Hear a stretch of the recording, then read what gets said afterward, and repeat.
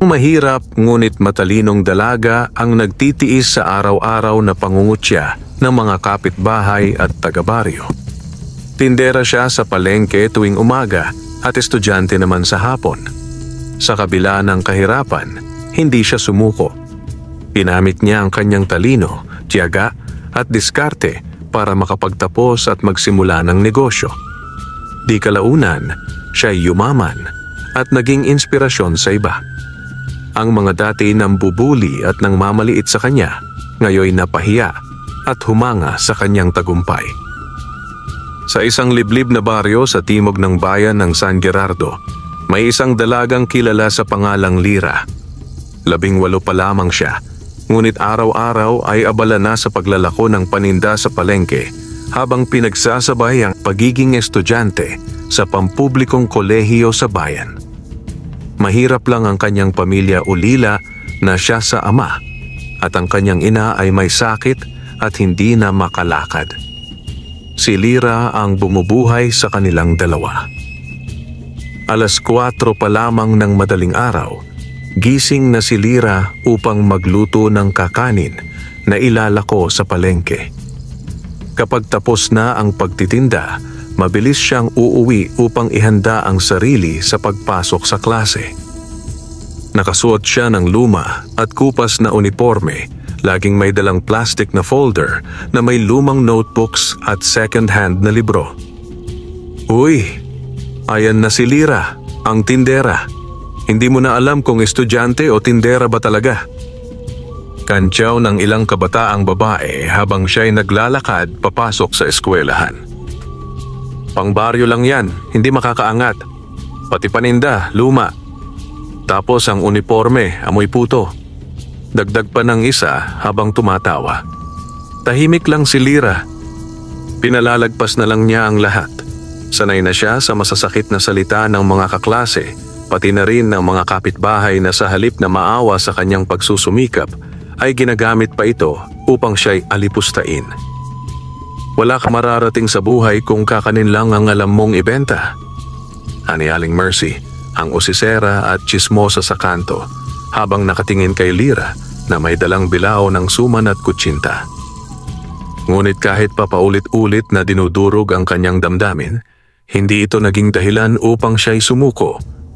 Sa halip, pinanday nito ang kanyang determinasyon. Sa bawat kusing nakita sa palengke, tinitipid niya ang barya upang may maipambili ng papel at lapis. Kapag may sobrang kita, iyon ay itinatalaga niya para sa kanyang pangarap, ang makapagtapos ng kolehiyo at makapagpatayo ng sariling negosyo, hindi upang ipagyabang, kundi upang makaahon mula sa buhay na puno ng pag-aalipusta. May isa lamang siyang tunay na kaibigan sa eskwela, si Ina, isang tahimik din ngunit mabait at matalino rin na estudyante. Lagi siyang nagbibigay ng lumang gamit kay Lira, palihim upang hindi siya mapahiya. Lira, huwag mo silang intindihin. Lahat ng dakilang tao dumaan sa pangungutya. Basta tapusin mo ang kursong Business Administration. Isang araw, ikaw naman ang titingalain nila, sabi ni Ina habang inaabot ang lumang diksyonaryo. Napangiti si Lira. Sa gitna ng dilim, ang mga katulad ni Ina ang nagsisilbing sinag ng pag-asa sa kanya. At isang gabi, habang naglilinis siya ng mga gamit sa kanilang maliit na barong-barong, natanaw niya ang kanyang lumang pisara kung saan nakasulat ang matagal na niyang pangarap. Magtatapos ako. Magtatayo ako ng sariling negosyo. Mapapatunayan kong mali sila. Hindi man siya perpekto, alam niyang may kakayahan siya. Hindi lang ito napapansin ng mga taong tumitingin sa kanya bilang isang mababang uri. Ngunit may binabalak ang tadhana para sa kanya isang pag-ikot ng kapalaran na hindi nila inaasahan. Makalipas ang isang linggo, lalo pang humirap ang kalagayan ni Lira. Sumakit ang tiyan ng kanyang ina at hindi na ito makabangon sa banig. Kulang ang pera nila para sa doktor at lalong wala silang pambili ng gamot. Anak, pagod ka na. Huwag mo na akong alalahanin. Makaraos din tayo. Mahinang bulong ng kanyang ina habang hawak-hawak ang tiyan.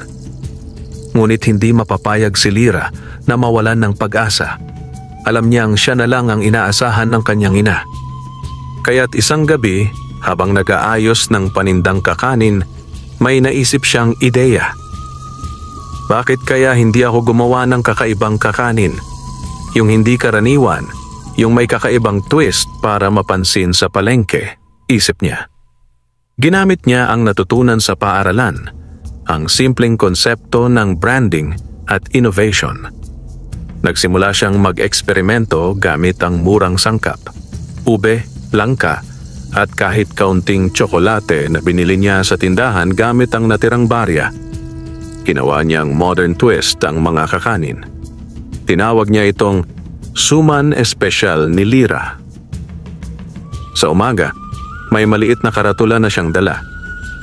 Suman Espesyal ni Lira may ube, langka at tsokolate. At hindi niya inaasahan ang epekto nito. Uy, ano to? Ang bango, parang imported, sabi ng isang suki sa palengke. May tsokolate ang suman? Aba, ngayon ko lang narinig to. Bigyan mo ako ng 5. 7 sa akin. Halos maubos ang paninda ni Lira sa loob lamang ng 1 oras. Uuwi siya ng masaya at bitbit ang halagang hindi pa niya kailanman nakamtan sa pagbebenta. Ginamit niya agad ang bahagi ng kita upang bumili ng gamot ng ina. Ma, makakainom ka na ng gamot. Huwag ka nang mag-alala.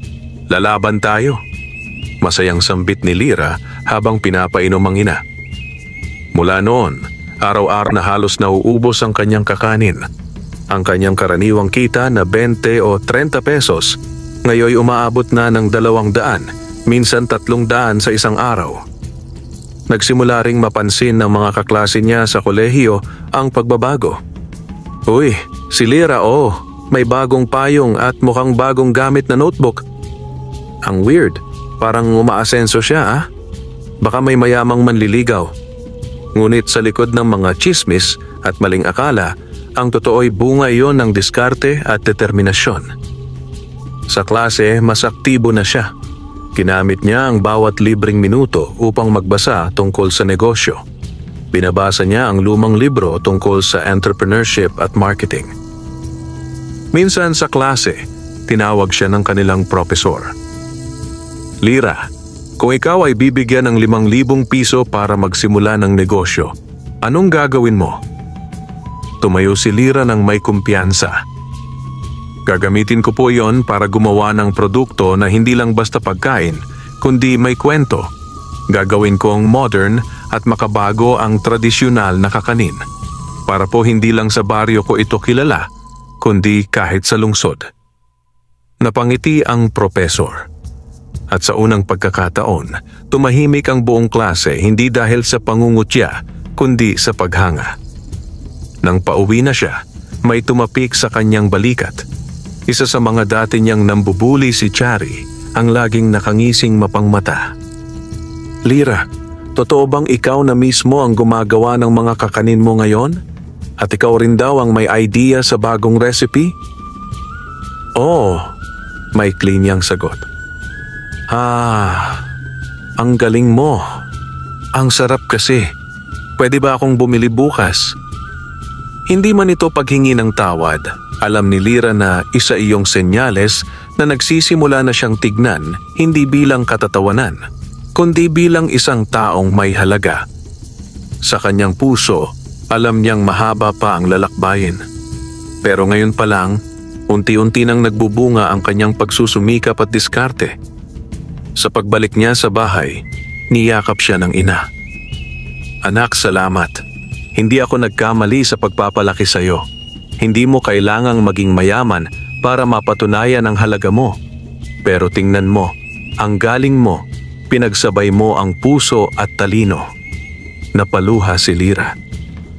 Hindi lang pala diskarte ang puhunan niya sa buhay, kasama rin dito ang puso, panalangin at pagmamahal sa pamilya.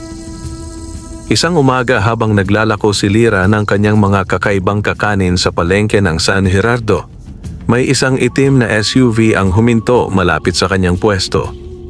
Bumaba ang isang babaeng nakabarong Tagalog, may bitbit na clipboard at sinamahan ng isang lalaki na may dalang kamera. "Magandang umaga. Ikaw ba si Lira?" Tanong ng babae habang binabasa ang pangalan sa kanyang talaan. "Opo, ako po si Lira," sagot ng dalaga, bahagyang kinakabahan. "Ako si Ma'am Bernadette, mula sa tanggapan ng Galing Kabataan Program ng DOST at isang regional NGO. Nabalitaan namin ang kwento mo mula sa isang guro mo sa kolehiyo, si Professor Linares. Sabi niya, dapat kang kilalanin, kaya narito kami para makita ang produkto mo."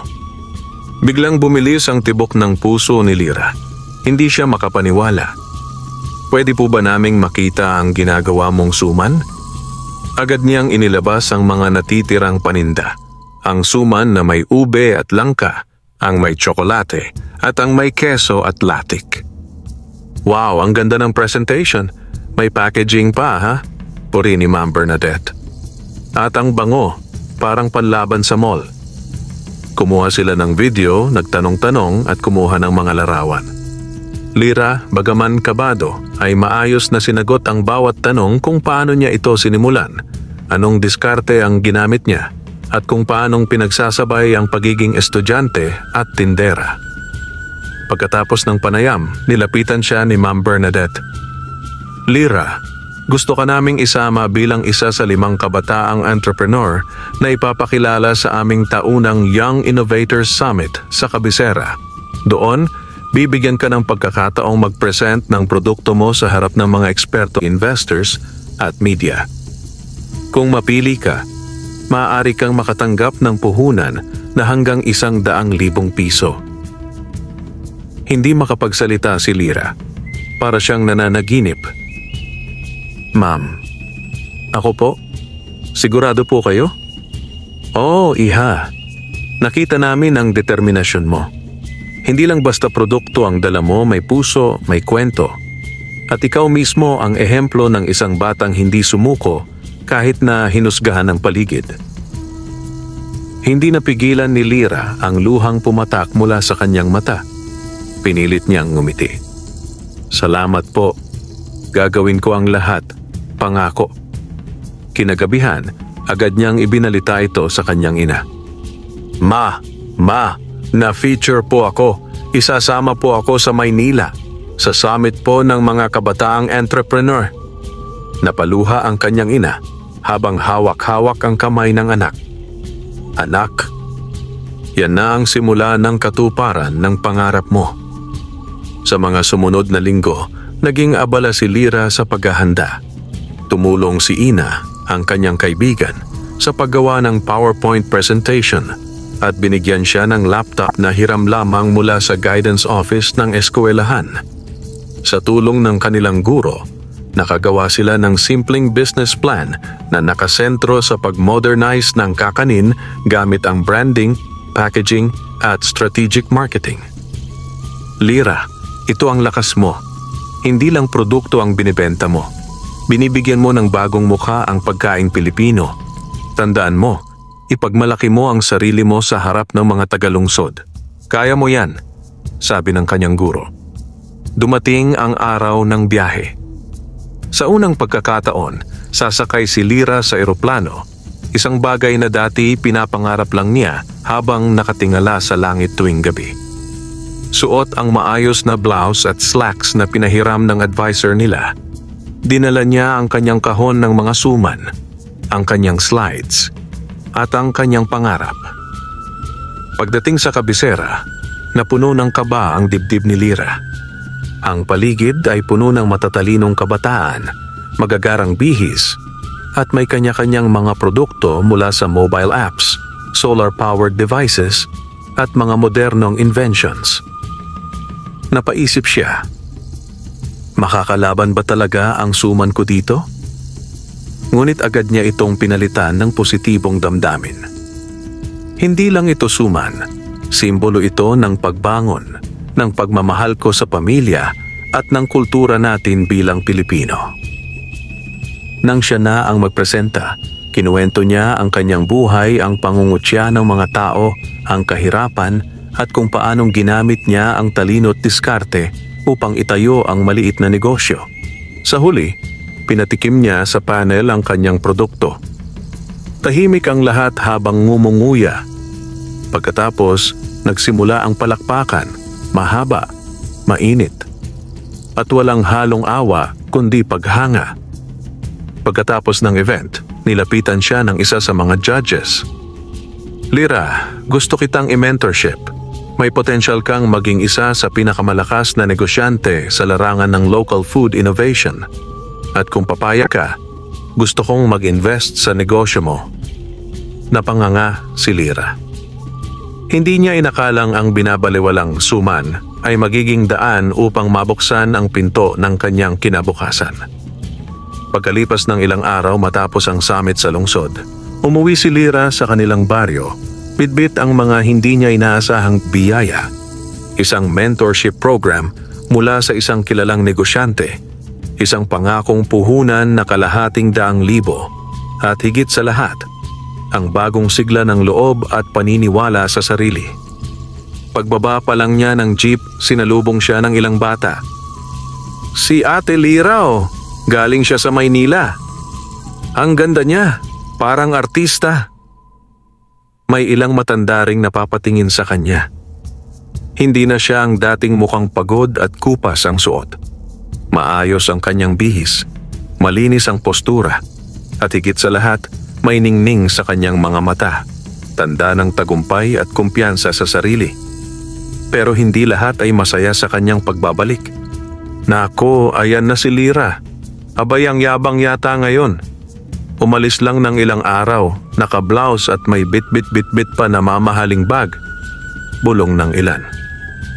"Ewan ko ba, noon lang siya lumaki ng ulo. Dating tindera lang yan," sagot naman ng isa. Naririnig man ni Lira ang mga usap-usapan, pinili niyang ngumiti at ipagpatuloy ang lakad pauwi sa kanilang bahay. Mas mahalaga ang kanyang misyon, ang isulong ang pagbabagong matagal na niyang pinapangarap, hindi lamang para sa sarili kundi para sa komunidad. Pagdating sa bahay, agad niyang niyakap ang kanyang ina. "Ma, nakita mo yung sulat? Approved na ang small business grant ko.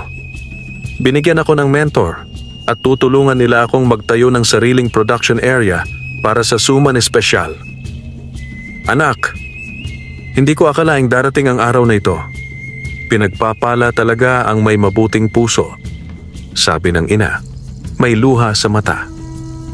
Kinabukasan, ipinatawag ni Lira ang ilang kababaihang wala ring trabaho sa baryo. Kinamit niya ang naipon niyang kita, pati ang paunang pondo mula sa programang napanalunan upang bumili ng ilang gamit, steamer, kahon, plastic sealer at mga sangkap para sa mass production. "Mga ate, gusto ko sanang magsimula ng maliit na food processing area. Bibigyan ko po kayo ng sweldo kung makakatulong kayong gumawa ng kakanin. Marami pong order galing sa Maynila.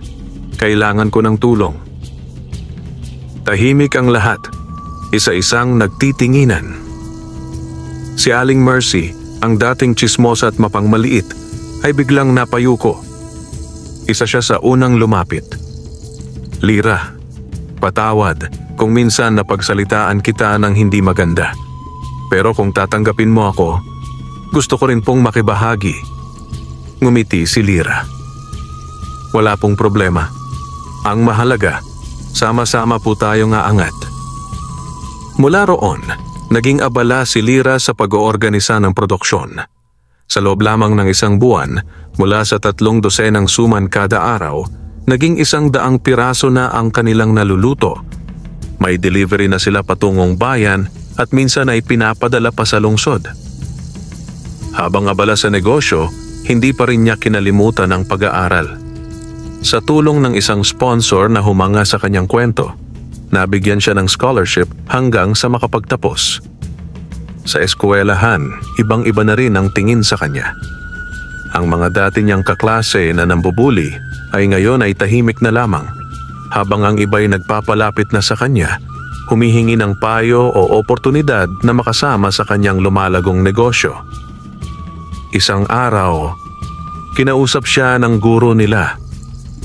"Lira, Nais ka naming imbitahan bilang panauhing tagapagsalita sa buwan ng kabataan at kabuhayan.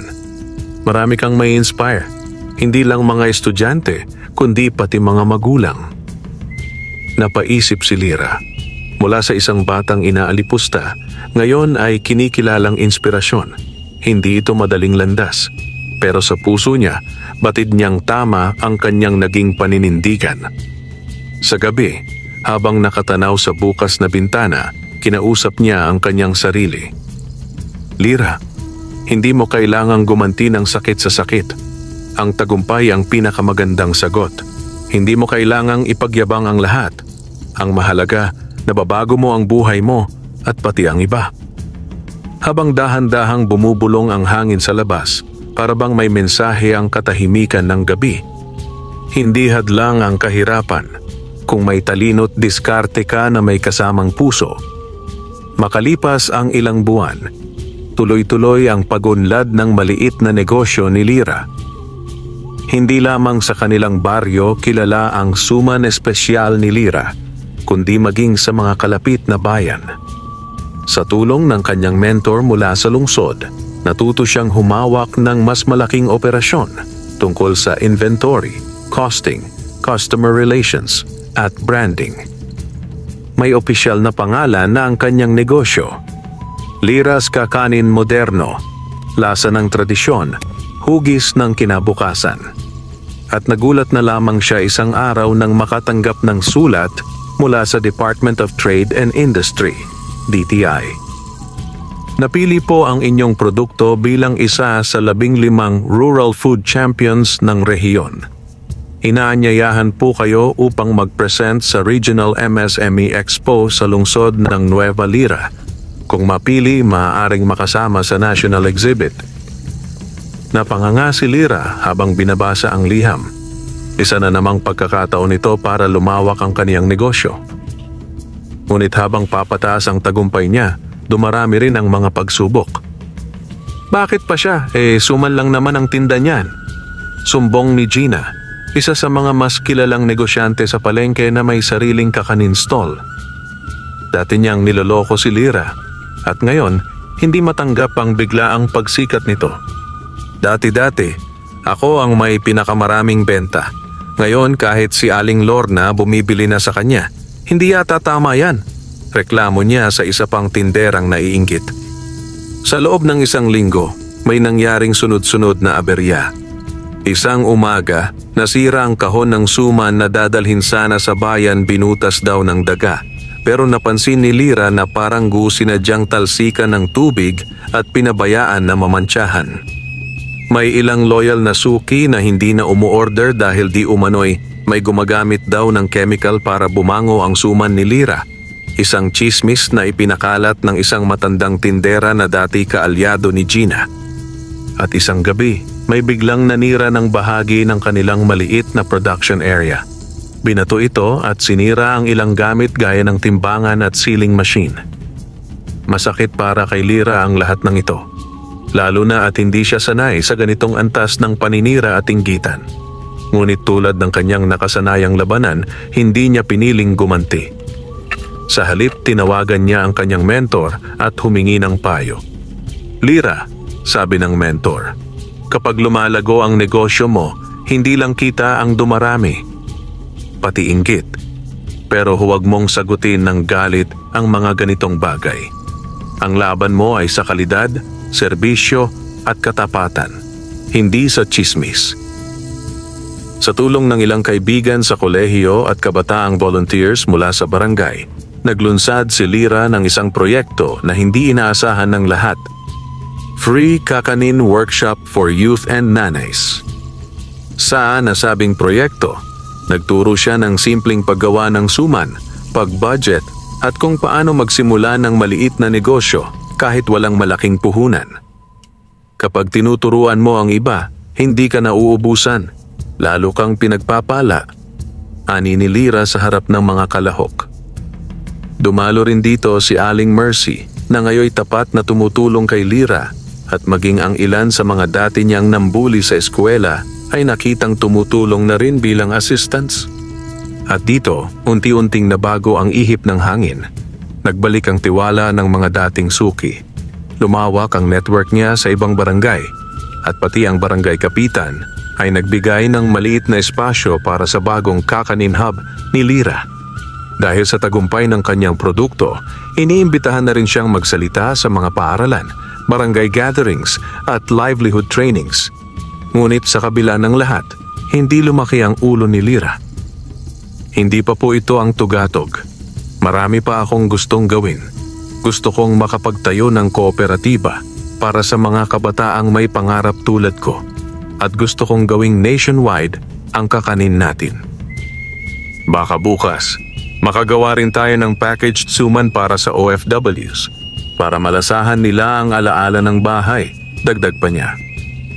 Habang naglalakad pa uwi, napansin niya ang ilang bata sa kalsada na naglalaro ng plastik na bilao at nagkukunwaring nagbebenta ng suman. Ate Lira, tignan mo, ako si ikaw. Tawa ng isa. Tumawa siya at napaluha ng palihim. Iyon ang tunay na tagumpay ang makitang may mga batang hindi na nahihiyang mangarap at nakikita sa kanya ang posibilidad ng pag-angat. Dumating ang buwan ng Nobyembre at sa pagkakataong ito, si Lira ay abala sa paghahanda para sa Regional MSME Expo sa lungsod ng Nueva Lira. Sa tulong ng kanyang mentor, mga guro at mga nanay na tumutulong sa kanyang maliit na planta, naayos nila ang booth, packaging, flyers at isang simpleng video presentation na magpapakita ng kanyang kwento mula sa pagiging tindera na inaalipusta hanggang sa pagiging batang negosyante na pinupuri. Habang siya'y nagpaprint ng flyers sa bayan, biglang tumunog ang kanyang cellphone. "Hello po, si Lira po ito." "Magandang araw, Ma'am Lira," sagot ng babae sa kabilang linya. "Ako po si Tina de los Reyes, researcher ng programang Galing Pinoy ng Channel 5. Isa po kayong napiling feature story para sa segment naming Kabataang Pang-inspirasyon. Gusto po sana naming kuhanan ng panayam ang kwento ninyo." Napamaang si Lira. Halos hindi siya makapagsalita. Alam niyang pinapanood nila ang programang iyon tuwing linggo sa kanilang barangay.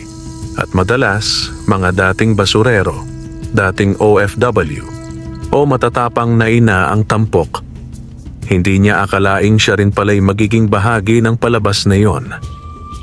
Opo, salamat po, napakalaking karangalan po iyon." Ilang araw ang lumipas at dumating ang crew ng Galing Pinoy sa kanilang baryo.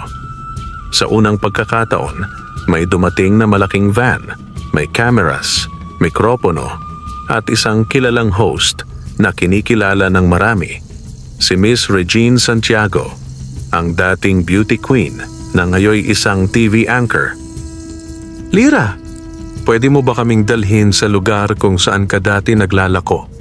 tanong ni Miss Regine habang sabay silang naglalakad sa palengke. Ipinakita niya ang lumang pwesto kung saan siya dating nauupos habang hawak ang bilao ng suman at kung saan niya naririnig ang mga pangungutya at tawanan ng ibang tindera. Tinuro rin niya ang maliit nilang bahay kung saan siya natutulog sa tabi ng kanyang inang may sakit. Ipinakita rin sa kamera ang bago niyang production area, simple ngunit malinis, organisado at may kababaihang masigasig na gumagawa ng mga suman habang nagtatawanan at nagkakantahan sa radyo. Habang ini-interview siya, marami sa mga kapitbahay ang tahimik na nanonood sa di kalayuan. Ang dati nilang tinatawanan, ngayoy kinukunan ng TV crew at pinapalakpakan. "Lira," tanong ni Miss Regine, "ano ang pinakamasakit na naranasan mo sa landas mong ito?" Tahimik muna si Lira. Saglit siyang tumingin sa kamera. "Yung panahong halos hindi ako pinapansin ng mga tao. Yung kahit anong gawin ko, palaging may nagsasabing wala akong mararating. Pero dahil sa pananalig ko sa Diyos, sa nanay ko, at sa sarili ko, naniwala akong may liwanag sa likod ng lahat ng yun. At ngayon, heto ako, hindi para ipagyabang ang tagumpay, kundi para patunayan sa kabataan na kaya nating bumangon. Dumating ang araw ng Regional MSME Expo at kasama ng mahigit 100 na negosyanteng kalahok mula sa buong rehiyon, nandoon si Lira sa kanyang booth. Kakaiba ang kanyang pwesto, hindi pinakamalaki pero pinakadinadagsa. Ang mga tao'y pumipila para tumikim ng kanyang produkto at marami ang namangha sa galing ng kanyang packaging at lasa. May dumating na mga kinatawan mula sa isang kilalang supermarket chain. Nilapitan nila si Lira. Miss Lira, interesado po kami na ilagay ang suman espesyal sa aming mga tindahan sa kabisera. Handa ka na ba sa mas malaking produksyon? Nagkatinginan sila ng mentor niya at sabay nang umiti. Opo, handa na po ako. At handa rin po akong sanayin ang mas maraming kababaihan sa aming lugar para sabay-sabay kaming aangat. Matapos ang expo, pinangalanan si Lira bilang isa sa top 5 Outstanding Youth Entrepreneurs of the Year at iniimbitahan na siya ngayon sa mga forums, livelihood seminars at career talks sa iba't ibang paaralan. Sa baryo, unti-unti ring nagbago ang trato ng mga tao sa kanya. Ang mga dating mapanghusga ay bumabati na sa kanya ng may galang. Si Gina, ang dating inggitera, ay lumapit sa kanya isang araw habang siya ay namimili ng harina sa supplier. Lira, pwede bang makiusap? Tinamaan kasi ng bagyo yung paninda ko. Wala na akong puhunan. Baka pwede akong magtrabaho muna sa inyo kahit ilang linggo lang habang bumabangon. Tinitigan ni Lira ang dating naging mapanakit sa kanya. Marahil sa iba, pagkakataon niyon upang gumanti. Ngunit siya ay ngumiti. Kung gusto mo, hindi lang ilang linggo. Basta handa kang matuto at magtrabaho ng tapat, welcome ka sa amin. Napaluha si Gina. Patawad, Lira, at salamat. Habang nakaupo si Lira sa harap ng kanilang bahay isang gabi, pinagmamasdan niya ang mga bituin.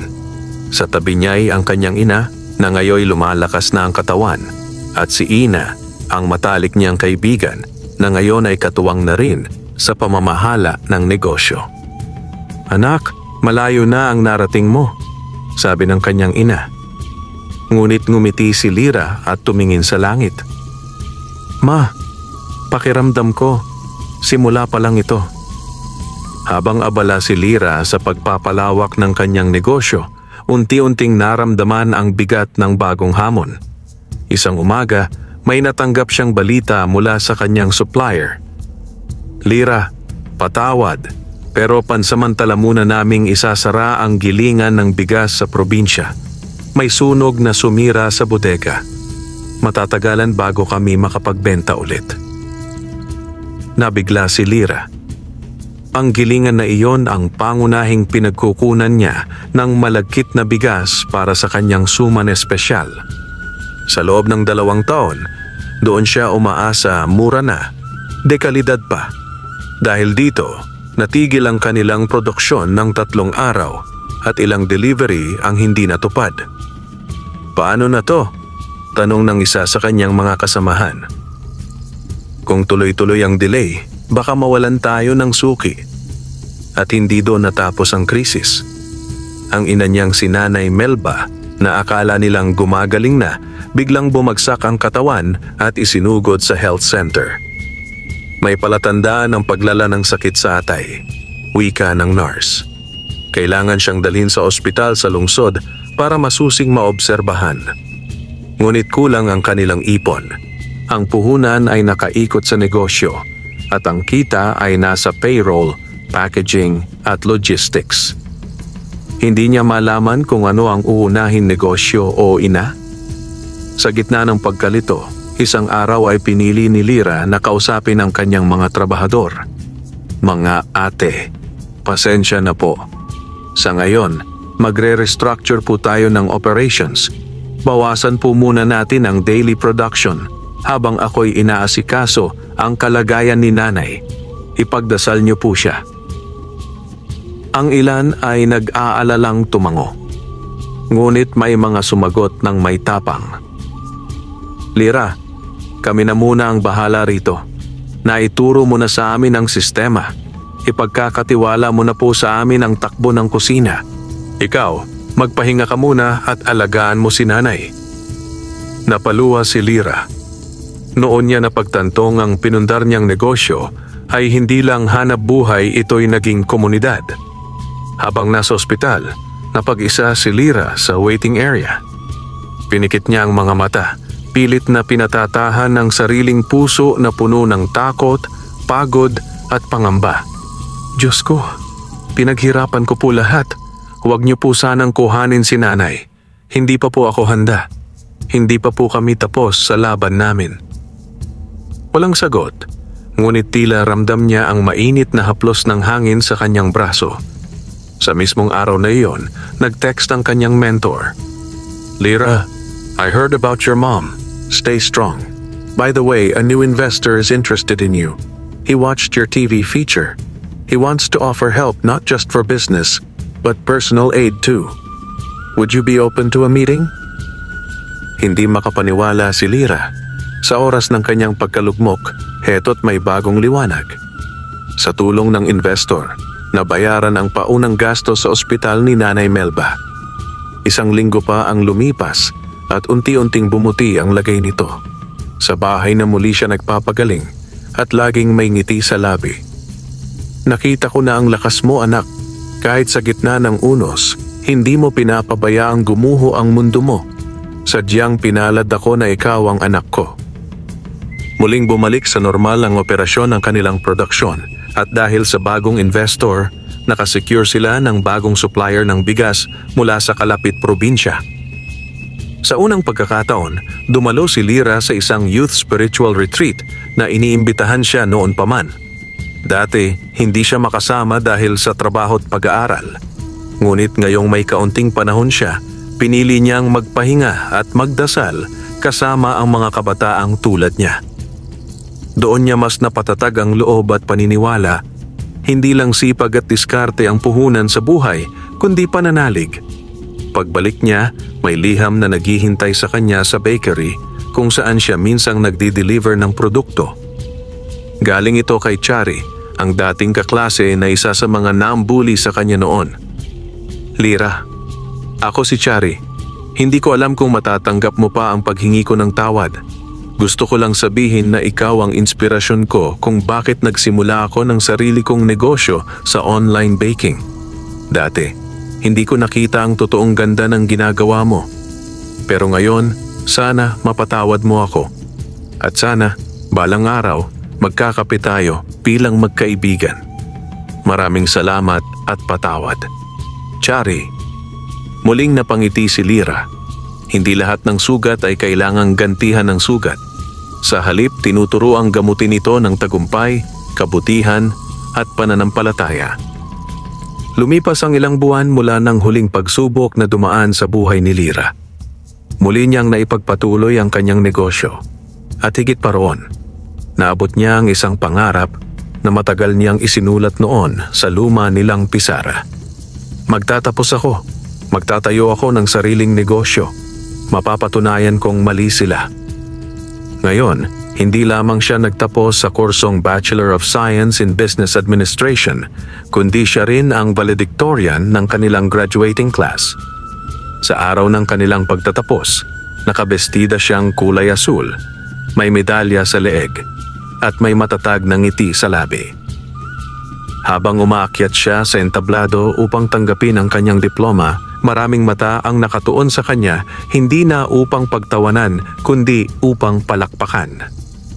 Naroon si Ina, ang kanyang matalik na kaibigan na ngayoy katuwang niya sa negosyo. Naroon si Aling Mercy at ang iba pang nanay na tumulong sa kanyang production area. Naroon din ang kanyang mentor at ang investor na naging katuwang niya sa panahon ng kagipitan. At higit sa lahat, naroon ang kanyang inang si Nanay Melba, ngayon ay nakakalakad na, payat ngunit buhay na patunay ng pananalig, dasal at pagmamahal ng isang anak. Sa gabing iyon ng pagtatapos, habang tahimik na nakaupo sa ilalim ng bituin sa kanilang bakuran, kinuha ni Lira ang isang lumang notebook at nagsulat ng liham, hindi para sa iba, kundi para sa batang sarili niya noong panahong inaalipusta siya. Mahal kong Lira, alam kong pagod ka. Alam kong maraming beses kang umiyak sa gabi, nagtatanong kung may saysay pa ba ang lahat ng ginagawa mo. Pero gusto kong malaman mong hindi ka nabigo. Naging totoo ang pangarap mo. Ang sumang pinagtawanan ng iba, ngayon ay nasa mga mall, coffee shop, at padala sa mga OFW. Ang boses mong minsang pinatahimik, ngayon ay hinihinga ng payo. At ang puso mong minsang durog, ngayon ay mas buo kaysa dati. Salamat sa iyo dahil hindi ka sumuko. Ang mas matapang mong sarili. Sa mga sumunod na buwan, itinatag ni Lira ang Liep Lira's Youth Enterprise Program, isang libreng programa para sa mga out-of-school youth at working students na nais matutong magnegosyo gamit ang kaalaman sa paggawa ng kakanin, pagmamarket at paghawak ng pera. Maraming kabataang dating tambay, patapon at naliligaw ng landas ang nakilahok. May ilan na ngayon may sariling online kakanin shop. May 3 na nagbukas ng food stall at ang ilan nagbalik sa eskwelahan gamit ang perang inipon mula sa kanilang paninda. Isang araw, tinanong siya ng isang mamamahayag sa isang forum. Lira, kung titingnan mo ang buhay mo, ano ang pinakamasayang bahagi ng tagumpay mo? Ngumiti siya at sagot niya, ang makitang yung dating ako na hindi pinapansin ay ngayon naging daan upang makilala ang mga ako rin sa ibang tao. Ang masayang bahagi ay hindi lang ang pagyaman ko, kundi ang pagbubukas ko ng pinto sa iba. Isang umaga, habang naglalakad siya sa palengke, may batang babae na naglalako ng banana Q ang lumapit sa kanya. Ate Lira, pwede po bang magpicture? Sabi po ng nanay ko, dati po kayong nagtitinda rin tulad ko. Hinaplos ni Lira ang buhok ng bata at ngumiti. Oo, at tandaan mo, walang masama sa pagtitinda. Ang mahalaga, may pangarap ka habang ginagawa mo ito. Sabay silang nagpicture at habang umaalis ang bata, nakita ni Lira ang sarili niya hindi na sa salamin, kundi sa mga bagong pangarap ng susunod na henerasyon. Sa lahat ng pinagdaanan ni Lira, pangungutya, kahirapan, pagkabigo at tagumpay, natutunan niyang ang tunay na kayamanan ay hindi nasusukat sa pera, kundi sa pananampalataya, determinasyon at kabutihang loob. Hindi na siya ang dating Lira na takot lumakad sa gitna ng mata ng tao. Ngayon, siya na ang Lira na iniidolo, ginagalang, at higit sa lahat tumutulong upang iangat ang iba. At bagamat natapos na ang kanyang istorya sa isang yugto ng buhay, alam niyang ito pa lang ang simula ng mas malawak niyang misyon. Wakas.